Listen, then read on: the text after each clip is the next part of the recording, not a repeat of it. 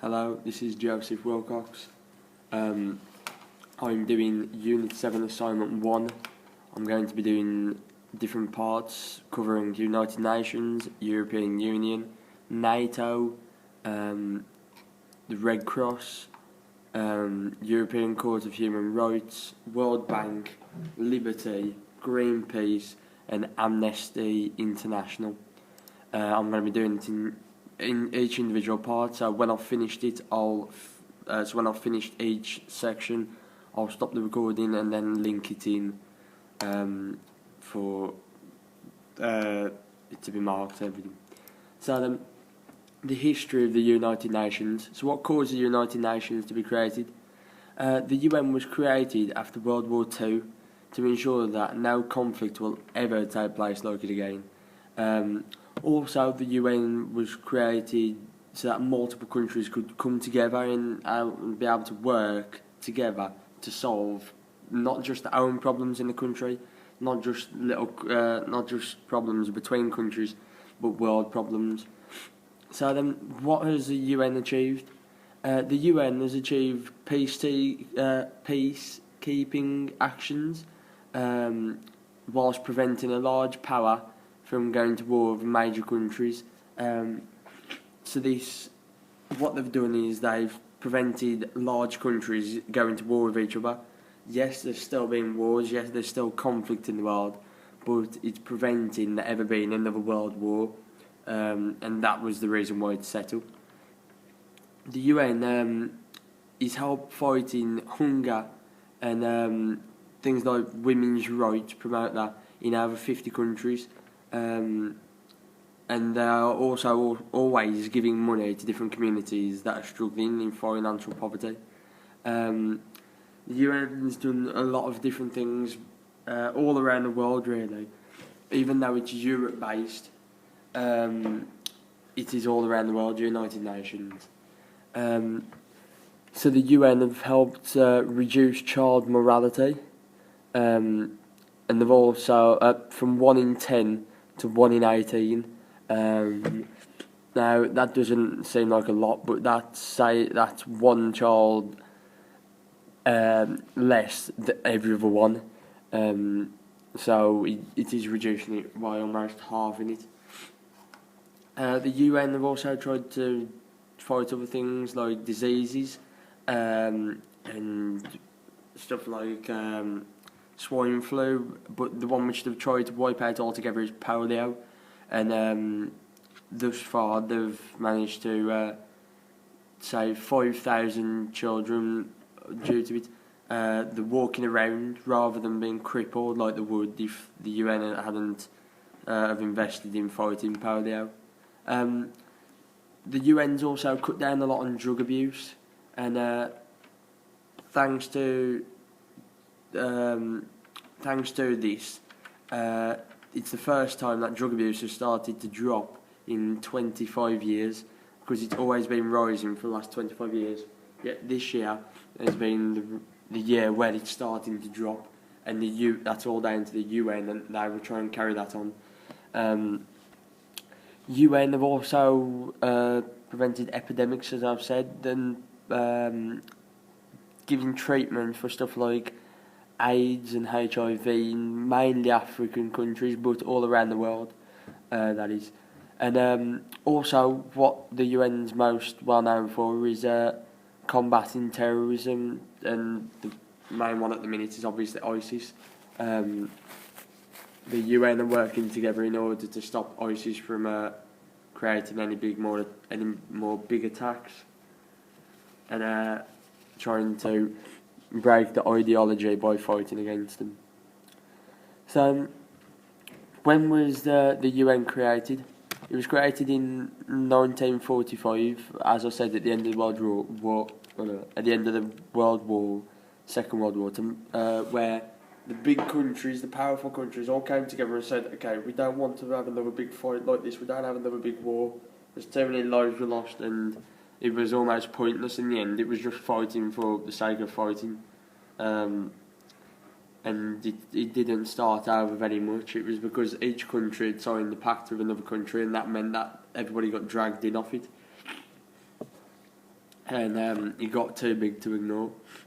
So the UN allows each country to work together with world problems, their own problems, or to prevent conflict, so that each country can declare peace with the surrounding countries. So then, what is the aim of the organisation? The UN says it has a few aims, and one of those is to work towards world peace, and that was why the UN was set up anyway. And the second aim they have is to make the world recognise what people have in the meaning of rights. So they have the right to freedom, they have a right to freedom of speech, they have a right to shelter, they have a right to food and water. So try and spread that throughout the world, and it's slowly becoming more recognised throughout the small and poorer countries. But this, as I said, this is mainly for third world countries, as most countries have already adopted the same view as them. Human rights, which we'll talk about in a bit, has spread throughout most of the world, but there are obviously poorer countries which can't afford to declare these rights, as they can't always keep them. And the final aim is to keep a friendly relation between the surrounding countries and everything, and be able to work together in international cooperation. So then, who does the UN target? The UN targets all countries to come together and work with each other, and all people to come together and be able to come to an understanding and cooperate, and this would make peace and world peace and cooperation. So the UN coordinates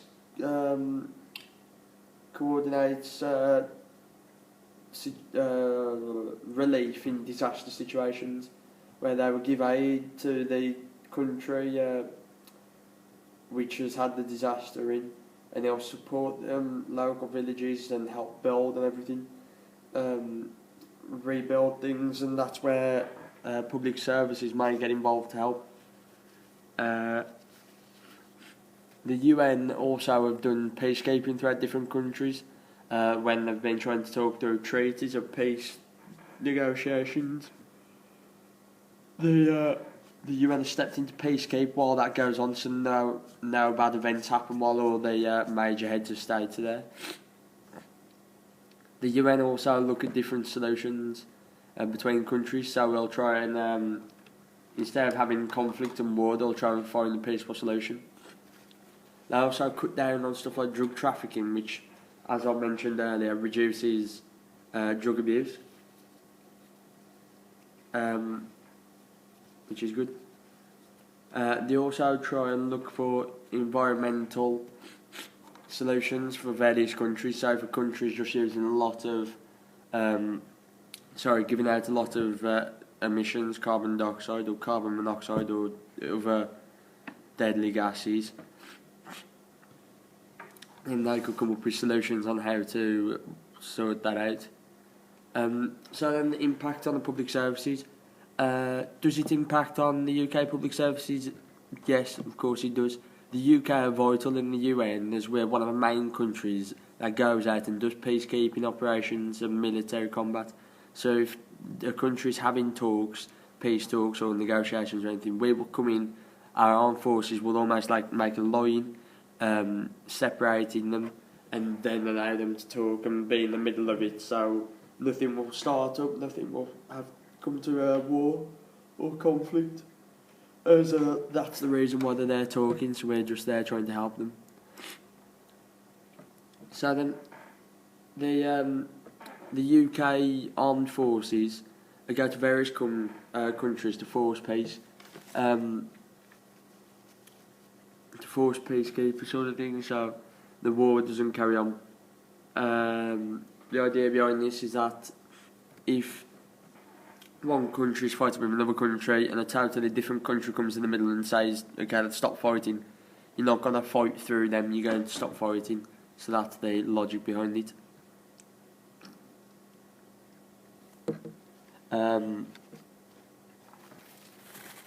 so obviously we would have to deploy hundreds, if not thousands, of armed forces and public service personnel to engage in these peacekeeping talks and be able to help the country and community in disaster. Things that we'll do is we'll rebuild schools, we'll put on part-time education, and build major hospitals and help fund those when a disaster's taking place in a certain area. Then we'll try and work together with the community in order to build a brighter future, so that they don't see the tragedy which has just happened, they'll see the future. The UN will send public services from various countries in order to help the civilians nearby. The UK public services have been involved with different peacekeeping talks. One in Cyprus, that's a recent example, and also have been involved in peacekeeping talks in Korea many years ago, and that risk was much higher, as you obviously know, Korea were literally in the middle of a war, whereas Cyprus wasn't quite as dangerous. So obviously the danger of doing these peacekeeping can differ depending on what sort of country they're going into, what status their country is in, whether it's war, civil war, just talking of new laws or whatever, it can differ. So then, in the UN, the 5 divisions of the UN based in UN headquarters. One's the Security Council. So the Security Council, as it basically says on the tin, has primary responsibility for the UN, and it's basically the keeping of peace and security internationally. It's made up of 15 members. 5 of them are permanent members, and 10 of them are non-permanent, so they will come in whether it affects them, or if it doesn't affect them, then they'll stay out. And each member has 1 vote. So they'll decide whether to act with aggression, or whether to try and dull everything down so that they can try and go back to peace talks, or everything. They will determine the best solution in order to try and keep peace.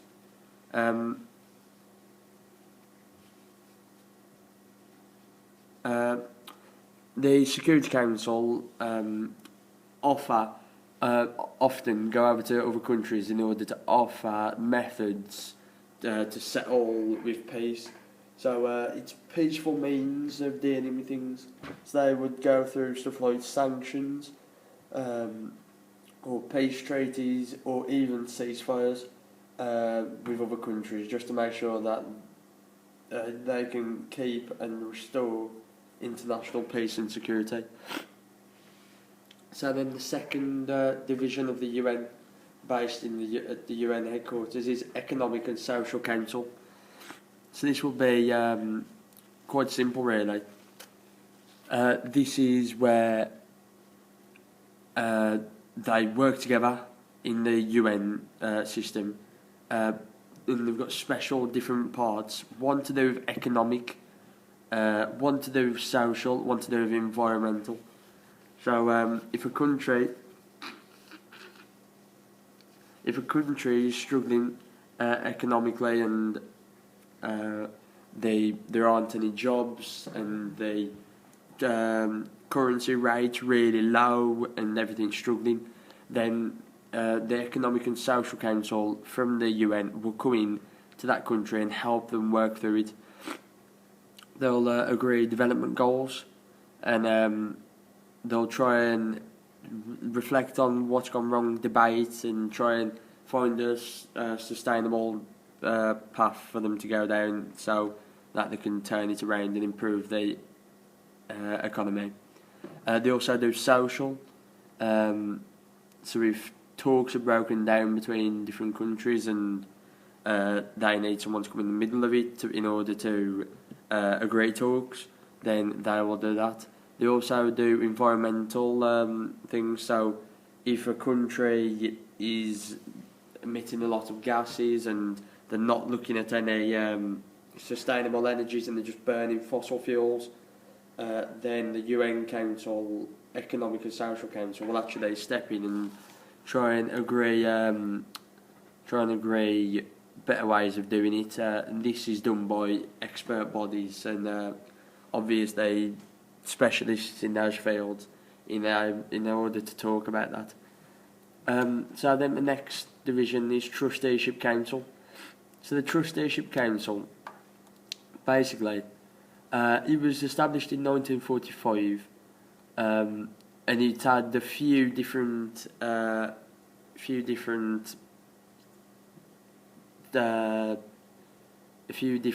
priorities on what it was going to do. So one of the few of the things that they'll do is they'll speak to countries that need help, and they'll try and promote helping countries who aren't as well off as them.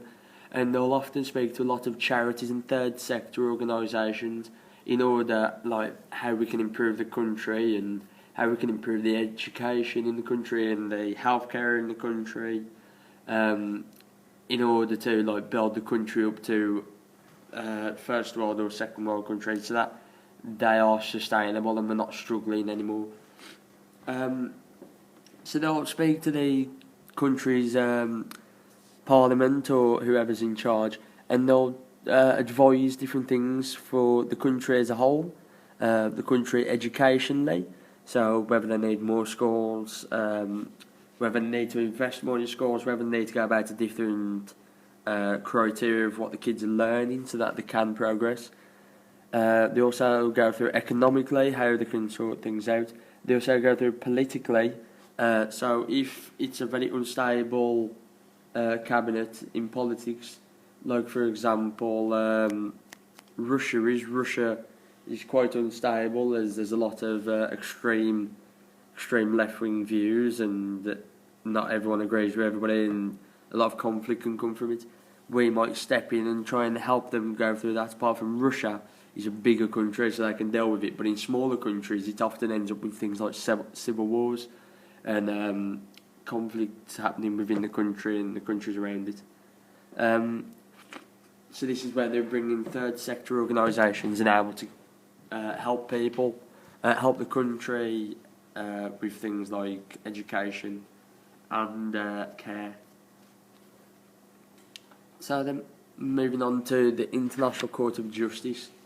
The International Court of Justice is a principle that everything will go through this if it's debated by countries. So obviously you have stuff like courts for normal people, but when it's countries, seeing whether they're in legal disputes, whether the state or the country have crossed the border of the law and aren't acting on law but just acting out of their own power, then they'll go to the International Court of Justice and they'll be determined what they need to improve and what they need to do, and whether they're safe to carry on doing what they're doing. So this will be, for example, if a country has been acting harshly towards the people living in the country, then they would be brought to the International Court of Justice to see whether they are in accordance with international law, because they might have made their own laws which are too harsh and aren't legal in any other countries, and that might be seen as extremist views by the country. So this is where they're brought in to make sure that they're in accordance with other international laws, and legal disputes with states and countries can be agreed with opinions more than anything, and suggestions on what to do. So they might not say, okay, you're wrong, you're right. They might say, okay, this is good what you're saying, but this is the bad side. So it clears up legal disputes for states and countries and other things like that. So then the last UN division, which is based in Europe, is the Secretariat. So then this is basically the Secretary General and thousands of UN staff members who basically run the United Nations. This is the Secretary General and the body which runs the United Nations. So the Secretary General is appointed by General Assembly. Think of him as a president almost. And then the Secretariat receives recommendations for the Security Council. So whether the Security Council are doing well or not, and what's a threat, what's not a threat, what needs to be taken care of, and they'll go through that. And the Secretary General is basically the Chief Administrator Officer. So basically, he's the guy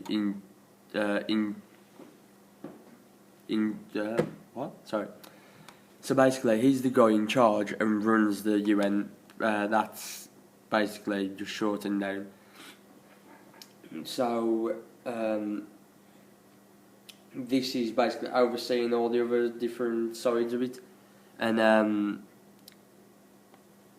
thousands of people, men and women, have both given their lives to work for the UN, and this is where it's all kind of run from, as the General Assembly nominates what you could class as a President, Prime Minister, but it's called the Secretary General, who oversees everything. Might not have the power to change everything, but he does have the power to kind of run it in accordance to the laws and what everybody else agrees with. So then, the UK Public Services have a very important role in the UN. We provide aid to countries who are in need, and armed forces are ready to step in to help with peacekeeping talks. If fighting breaks out within countries within the EU, or whether it's countries around the world, we will be ready to go in with to help peacekeep the talks. Paramedics and nurses will also be sent over to set up part-time aid facilities to help people if there's been a natural disaster, or even if there's just been a man-made disaster in the country. They will still go over and set up help, because not all countries have the